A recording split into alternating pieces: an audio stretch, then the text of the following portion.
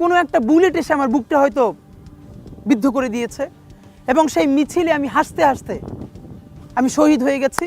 আমি তখন হাসতে হাসতে আল্লাহর কাছে ভীষণ সন্তুষ্টি নিয়ে পৌঁছতে চাই যে আমি একটা ন্যূনতম ওই জীবনটা লিড করতে পারলাম, যে আমি একটা ইনসাফের হাসি নিয়ে আমি আমার আল্লাহর কাছে পৌঁছতে চাই। হায়াত মৌতের মালিক আল্লাহ, ন্যূনতম সিকিউরিটি নিয়ে চলাও হলো সুন্নাহ।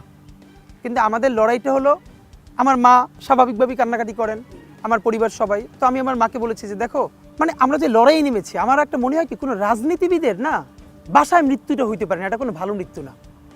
যিনি রাজনীতি করেন, যিনি লড়াই করেন, যিনি বিপ্লবী, যিনি সংগ্রামী, তার মৃত্যুটা হবে একটা সংগ্রামের মধ্য দিয়ে, একটা রাজপথে, একটা গ্লোরির মৃত্যু।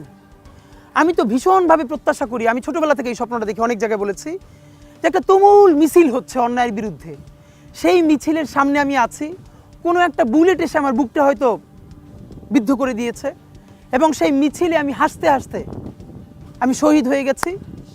এবং সবাই যখন মৃত্যুটাকে ভীষণ ভয় পায়, আমি তখন হাসতে হাসতে আল্লাহর কাছে ভীষণ সন্তুষ্টি নিয়ে পৌঁছতে চাই যে আমি একটা ন্যূনতম ওই জীবনটা লিড করতে পারলাম, যে আমি একটা ইনসাফের হাসি নিয়ে আমি আমার আল্লাহর কাছে পৌঁছতে চাই।